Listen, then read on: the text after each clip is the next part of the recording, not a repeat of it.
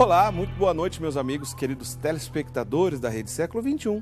Estamos começando ao vivo mais um programa Eclésia pela sua Rede Século XXI. Programa que vai ao ar toda terça-feira nesse horário. Também temos um reprise aos domingos, às 9h30 da noite. Durante esse período que a gente conversa aqui no programa Eclésia, nós sempre falamos sobre assuntos relacionados à doutrina da Igreja Católica. Esse é o objetivo do programa Eclésia, é um programa de catequese. A gente fala também sobre a história da Igreja, personagens, biografia de alguns santos, enfim, a gente sempre fala sobre algum assunto diretamente relacionado à Igreja Católica, nossa fé católica. Como de costume, nós sempre temos um comentarista oficial, que é o Padre Guido Montinelli, que está aqui, e a gente tem mais um convidado que eu já vou apresentar na sequência. Primeiro, deixa eu dar boa noite ao Padre Guido. Padre Guido, boa noite, bem-vindo mais uma vez. Boa noite, Eric. Boa noite, prezados amigos, telespectadores. Meu grande abraço fraterno para cada um de vocês e as vossas queridas famílias. Hoje te quero parabenizar a Juliana Carvalho de Bauru, que está de aniversário, parabéns para ela, e para a mamãe, Dona Cristina, que esteve ontem, né? Um abraço a toda a família, Dr. Carlos e também a Luciana, e também na cidade de Rio Claro. Hoje paramos para confraternizar com a Dona Sandra, o seu Sadi, a Patrícia, a Cailone e a Clara Maria. Parabéns, um abraço, desejando tudo de bom. Meus irmãos, como é bom todas as semanas chegar nas vossas casas, procurando não só transmitir um sorriso, uma palavra amiga, mas sobretudo, como se diz na gíria, vestindo a camisa do time de Deus. E hoje falaremos de muita roupa, né, também. Tem tudo a ver com vestir, né, Padre Guido? O senhor já deu a dica aí do nosso tema, né? No programa de hoje, nós vamos falar sobre algumas vestes litúrgicas, alguns paramentos litúrgicos, né? Qual o significado de alguns desses paramentos que a gente sempre vê, então, durante a missa, que os padres estão usando, também que os bispos estão usando? O que significa esses paramentos, né? Da onde veio essa tradição? No programa Eclésia dessa noite, a gente vai comentar sobre isso, então, alguns paramentos litúrgicos e outras vestes também fora da liturgia, mas que é comum ao clero usar, aos membros do clero que usem. Então, a gente vai entender um pouquinho disso tudo. Para ajudar a nossa conversa, além do Padre Guido, que sempre está aqui conosco, nós temos a presença hoje dele, que já esteve aqui no programa em outras oportunidades. Ele é blogueiro, é leigo, né? Eu tenho certeza que muita gente também acaba achando que ele é padre, já que no blog dele, que é o blog Direto da Sacristia, só se fala sobre liturgia, mas não, ele é leigo. Está aqui o Eric Marçal, meu xará. O Padre Guido, o senhor tem dois Eric na bancada aqui hoje, hein? Exato, mas olha, Eric, que você está falando dele achando que é padre, mas tem muita gente que está achando que você também é padre. Não, mas não é o caso não, tá, gente? Eu tenho 3 filhos, sou casado, né? Não tem mais jeito não, sou leigo mesmo. Agora, o Eric Marçal, que está aqui do meu lado, que é do blog Direto da Sacristia, também, como eu acabei de dizer, é leigo, e comenta bastante no blog dele sobre os assuntos que a gente vai trabalhar aqui hoje, né, Eric? Boa noite, mais uma vez, bem-vindo. Boa noite, Eric. Eu agradeço a nova oportunidade de estar aqui comentando um tema tão vasto e de tanto interesse dos leitores e dos católicos também. É de uma riqueza impressionante. Pelo sotaque, você pode perceber que gaúcho ele não é, né? De onde você é, Eric? Sou natural da Paraíba, mas hoje moro no Recife.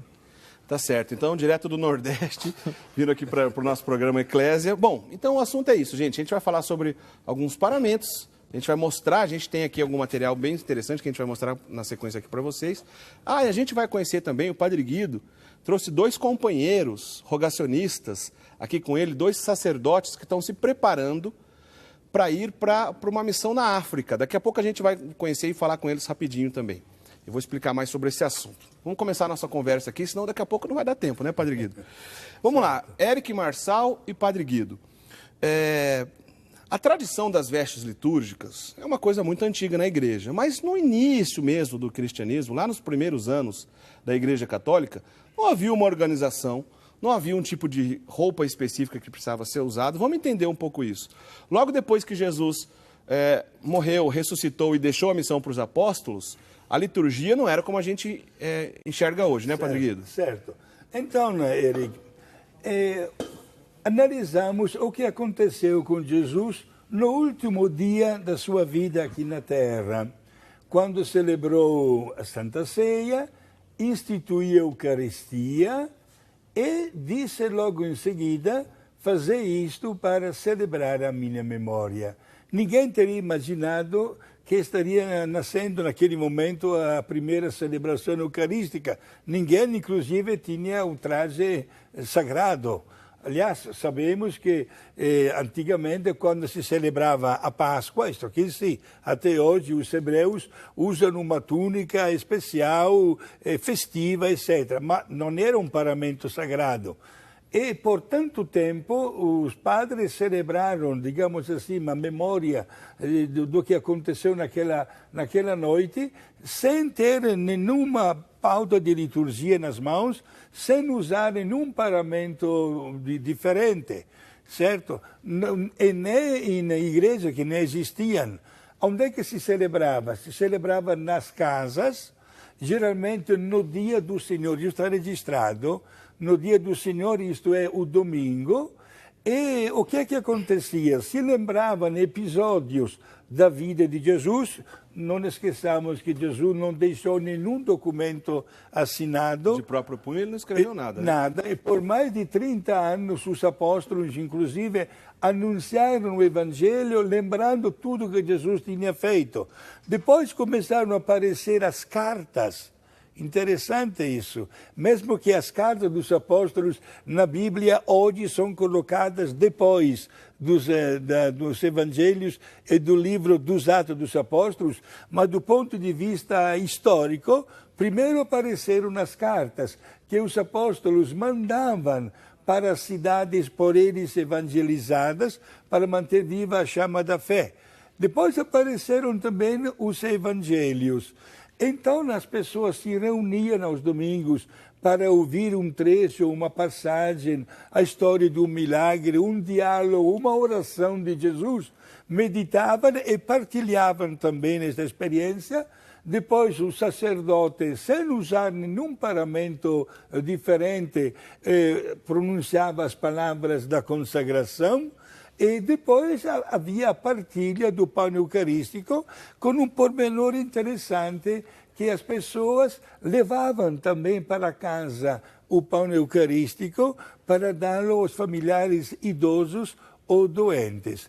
Agora, logo que Jesus subiu para o céu, começaram a soprar os ventos contrários contra a igreja, um clima de perseguições que durou por mais de 300 anos.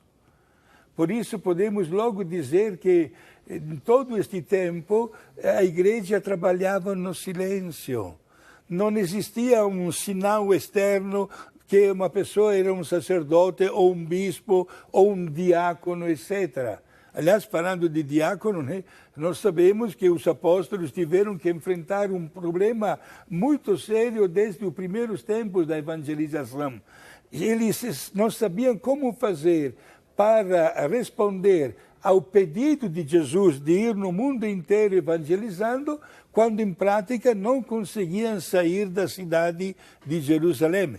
Foi exatamente naquele momento que, inspirados por Deus, escolheram um grupo de 7 homens, aos quais se impuseram nas mãos e que chamaram de diáconos, que significa servidores, e que trabalharam na catequese e no serviço para aquelas primeiras comunidades de Jerusalém, permitindo assim aos apóstolos de sair de Jerusalém e de evangelizar a região ao redor de Jerusalém, isto é, a Judeia, certo, para depois subir para Samaria e mais ainda para a Galileia, para depois entrar naquele mundo que era chamado de Ásia Menor, atual Turquia, e trabalhar para chegar até os confins do mundo. Quer dizer, principalmente na igreja primitiva, a figura do bispo, né, que ministrava os sacramentos na sua diocese e tudo mais.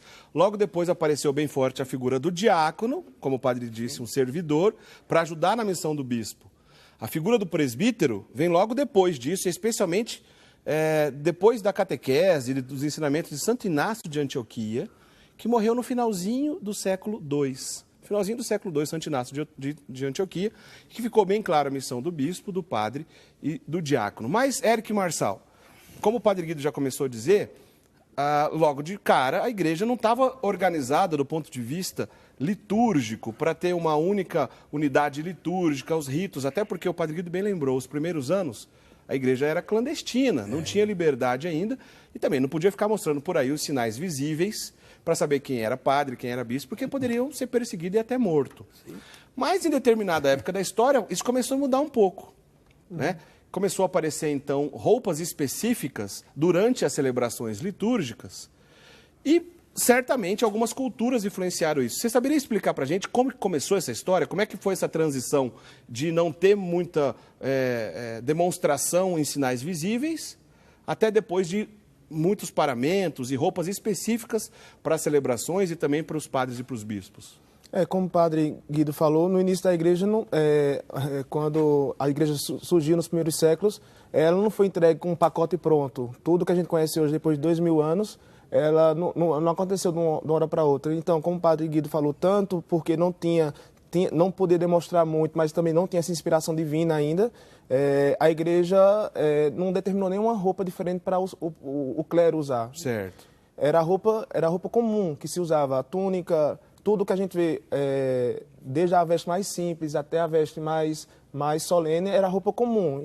Imaginemos hoje, é como se o padre na igreja usasse calça e camisa, era uma roupa comum. Certo. Mas só que quando o Império Romano começou a ter influência dos bárbaros, e os bárbaros começaram a influenciar no modo de vestir dos romanos, que as vestes litúrgicas têm uma influência romana, então, para adquirir uma característica, uma identidade, enquanto as pessoas estavam mudando o jeito de vestir a igreja, tanto porque já tinha aquele costume, como também para diferenciar a roupa que se usava dentro da liturgia, ela manteve tudo que a gente vê hoje de vestes, tanto para os ministros leigos, os acólitos, os coroinhas, como também para o Papa, para os bispos, para os padres, para os diáconos, continuaram aquelas mesmas vestes que o povo usava na rua, mas só que mais ornadas, começaram a ornar mais com os significados que foram adquirindo. Peraí, vê se eu entendi bem.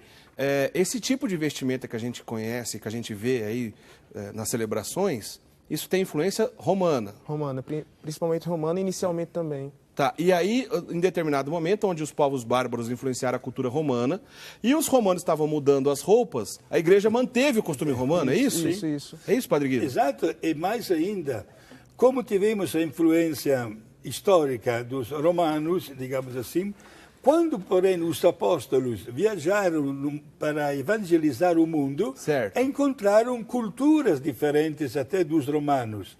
E foi como um gesto natural adaptar-se, adequar-se a este tipo de cultura.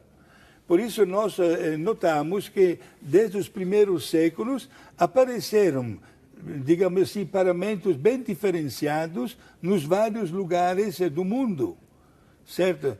Por exemplo, pensamos em São Tomé, nesses dias era o dia dele, né?